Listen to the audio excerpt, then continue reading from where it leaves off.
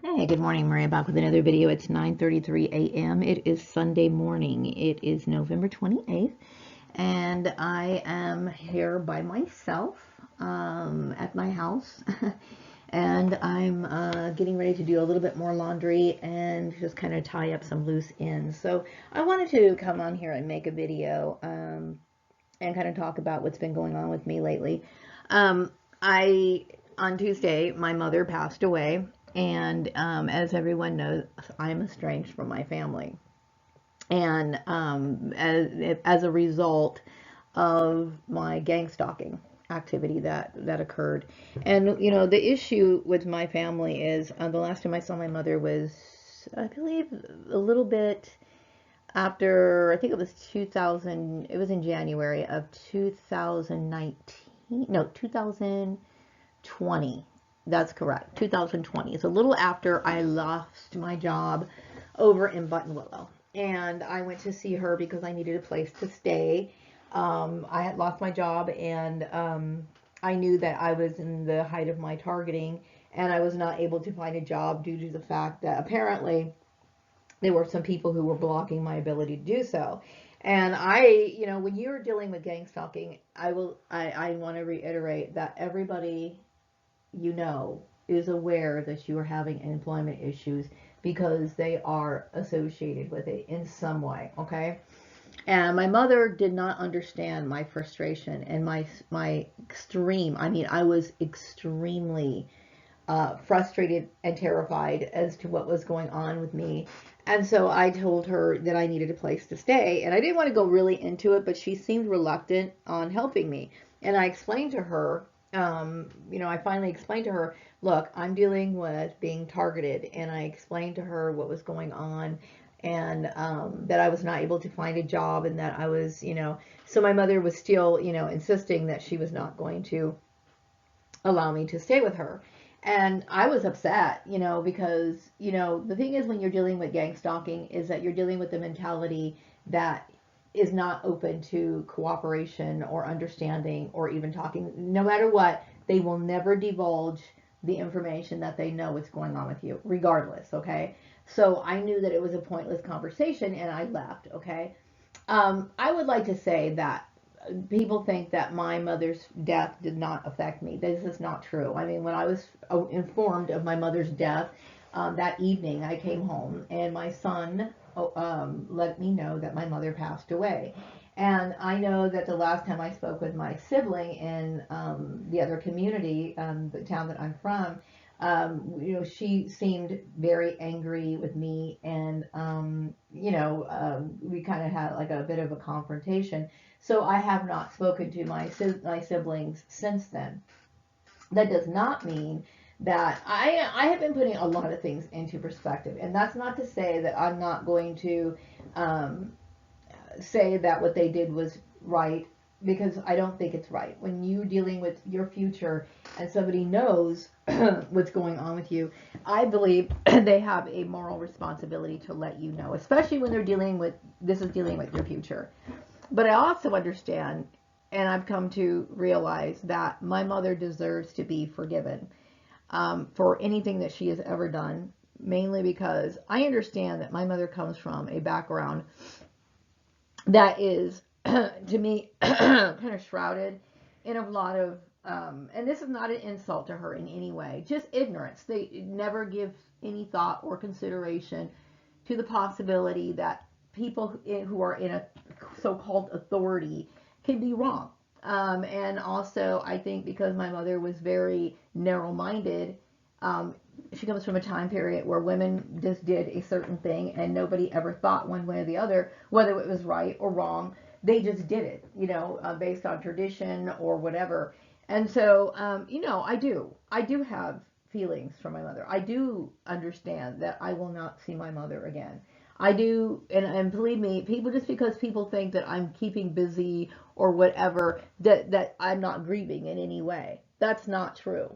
I know my son was invited to my sister's house to have, I guess, a parting, like a little commemoration of my mother. I was not invited. obviously.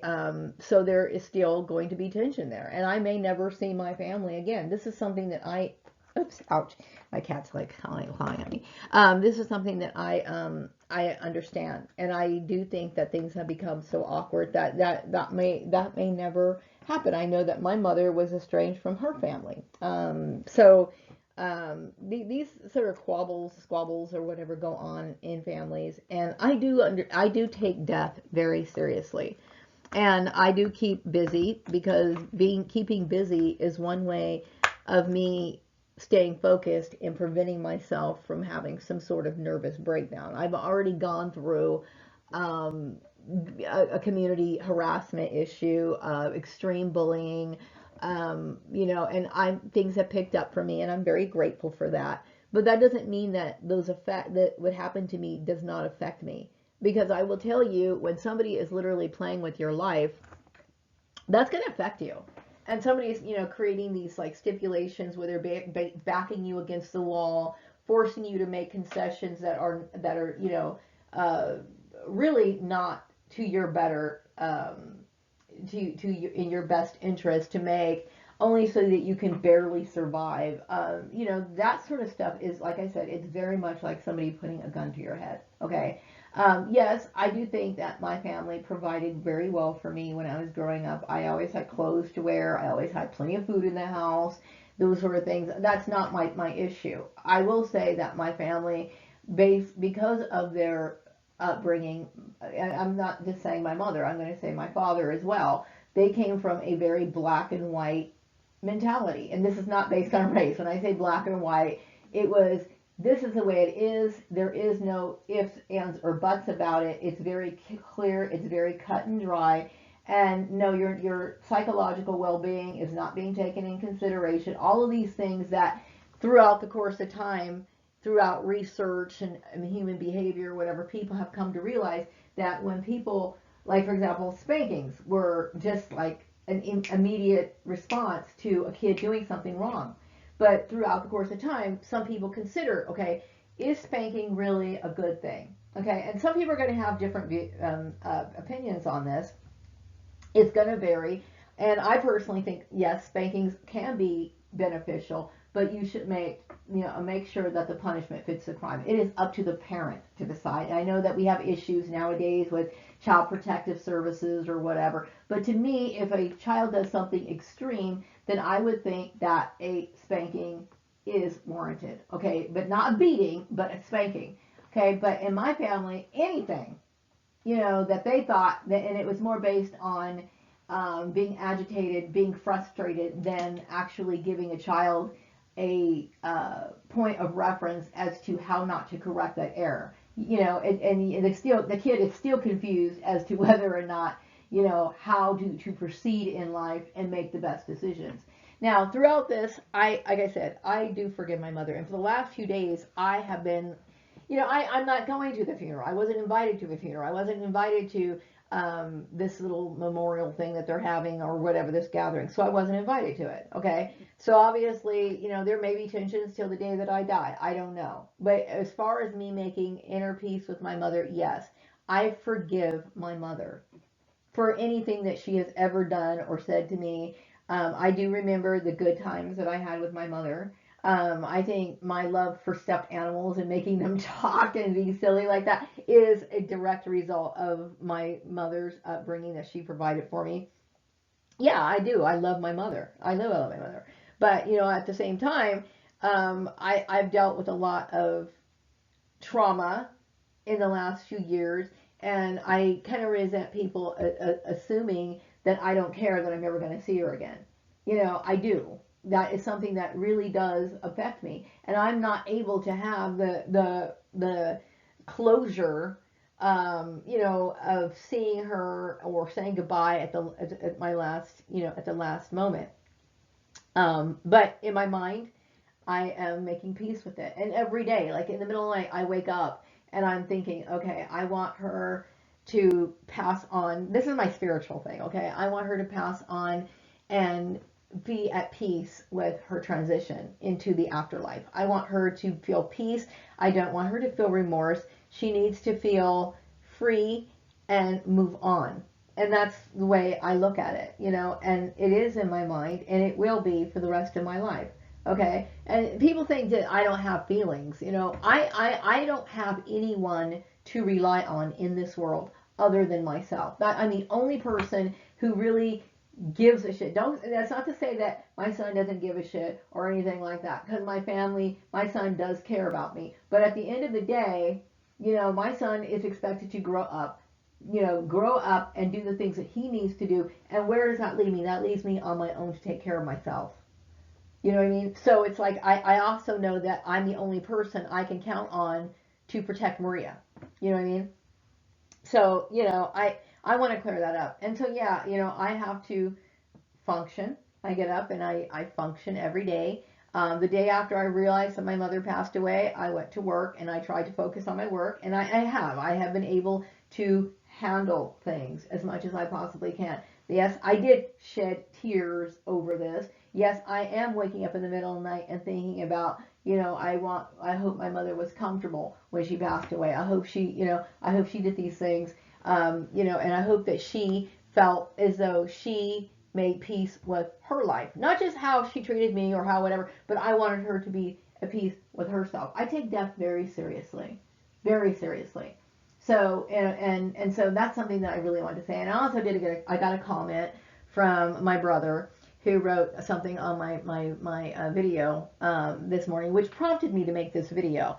And so, you know, I don't need to have anyone make me feel guilty about my relationship with my mother, or and I think it's a bad idea to try to bring those things up, you know, or to assume that I don't have feelings, or that I don't mourn, or that I don't cry, or that I don't have regrets, or any of those things. Of course I do. You know, I get the feeling that people think that I'm not human. You know, just because I have such inner strength, this strong, you know, this inner strength that I display, that I don't have feelings. Of course I have feelings, but my strength allows me to press on where a lot of people will cave. You know what I mean? I don't have any other choice but to move on. That's just how it is, you know? So anyway, that's what's been going on with my life. And, you know, and it occurs to me, you know, the day after she passed away, it's like both of my parents are gone. You know what I mean? They're gone. You know, and it's not, and and I also been feeling like, you know, I don't identify the world around me anymore. Like I feel completely detached from everything that I've ever known. And this is the one thing that gang stalking does to you. It changes everything. Because I can tell you right now, the people I used to know, I will never talk to again. Because this is what it does. It literally takes people out of your life. So the main perpetrator of this, I mean, and I know that my family used to harass me and do all kinds of stuff and play games with me long before I met my son's father, long before I met my ex-husband. Okay, so I mean, I understand that. Okay, I'm not interested in carrying on a fight. I'm not interested in having power struggles. I'm not interested in any of that. You know what I mean? But I do want people to know that yes, my mother was a loved person. I loved my mother. You know what I mean? And that even though she made me angry, she was I would get very frustrated with her sometimes because, like I said, my mother lived in a bubble. She only knew how to deal with things based on what was the guidelines that were given to her, which to me were obviously very limited because excuse me, don't do that. She didn't have much. Like, you know, she grew up in a family that, you know, they struggled. It was like the father worked, the mother stayed at home. And then when she got married, my dad worked, she stayed at home. And she doesn't know really what it's like for a woman such as myself to have to stand up and face the world and live in it. You know what I mean? And so her solution, her mind is like, well, you know, get married, get married, get married, get married. And it's like, you know what? People like me, it's very difficult to get married for several reasons. And the issue of abuse is very likely to happen and occur. So these are things that she never even considered. And so I do understand my mother's limited understanding. I do understand it. And I don't hate her for that. I was upset because, you know, originally when I went to her house and then she said that I couldn't stay with her because originally she said that I could, and then she changed her mind at the last minute. You know what I mean? And I think that was prompted on by the fact that I made some videos and I was talking about it. But at the same time, who am I supposed to talk to when I'm gang stalked? I will assure you, everybody that you talk to is going to lie in your face, deny it, or whatever. So gang stalking turns everyone against you. So I would say the main perpetrator who was in this, okay, I do know my family was involved in it. I do think my son's family, my son's father's family had more to do with it than I originally thought, okay? But I think that my blood relations were aware of it? Yes. Should they have said something? Yes. And my biggest issue is that my family never takes what I say and expects it. I mean, it respects it. Because in their mind, I personally think that they thought that I wanted to get back together with my son's father, which I did not want to get back together with. I never even thought about this person. I hadn't thought about him in years, okay? Even throughout the entire time when the height of the gang stalking, like when I was working over in Chatsworth, and I knew that, I think about a year or two before that, this is back in, the whole thing blew up like in 2008, and it slowly evolved into this nightmare, okay? But before that, I knew that my son's father was married. And even before that, I wasn't giving him any thought. But when he got married, that was definitely something that I never pursued. I didn't go out and ask, you know, all I knew that he married a girl in San Francisco, and I knew that she was a white lady. I don't know if she was brunette. I don't care. No, if she was blonde. I don't know if she was redheaded. I don't know anything about this woman. I believe her name was Sarah. I don't know if she spells her name with a S-A-R-A or S-A-R-A-H. I don't know that. That's the only thing I knew. I didn't even get a chance to see the pictures because my son went to their wedding. I didn't go, and I never saw any pictures or anything like that. So I moved on. You know what I mean? I haven't thought about this person in years. But see, the thing is, my family must have thought that I was pining away for my son's father all these years. I never gave him any thought, and I especially would not have given him any thought once he got married. You know what I mean? So I don't know, but I think, and that could have been one of the reasons why people were like attacking me in this community, thinking that I was breaking them up or I tried to break them up or whatever. And so I got dragged into something I had no reason. No one had the right to drag me into this. So whoever was the main perpetrator who orchestrated this whole thing, that's a lot on them. You know what I mean? And if it's my son's father's family, you know, I mean, like I said, I'm done. Okay, I don't really. I mean, this whole thing cost me more than you can even imagine. Okay, you damaged my reputation. I missed out on my mother's funeral, or even being able to say goodbye. You can't replace these sort of things. You've made me lose time off my life. You've ruined my reputation. You've done so much to me that I you know, it's like, how could you even? I just want to move on. Okay, that's it. So yes, I do have feelings. Yes, I do care about my mother. Yes, I am mourning it. But I have to always look forward. So anyway, that's what's going on with me. And so also I no, I don't have a lot of subscribers. I do think that my subscriber base was damaged because of the what do you call it? The character assassination. And the character assassination could have very well originated with my son's father's family. Maybe because I was being accused of trying to get back together with him. I can assure you that was not true. Okay, not true at all. But anyway, I'm going to wrap up this video. I said my piece, and I will be back with another video sometime later. Take care. Bye-bye.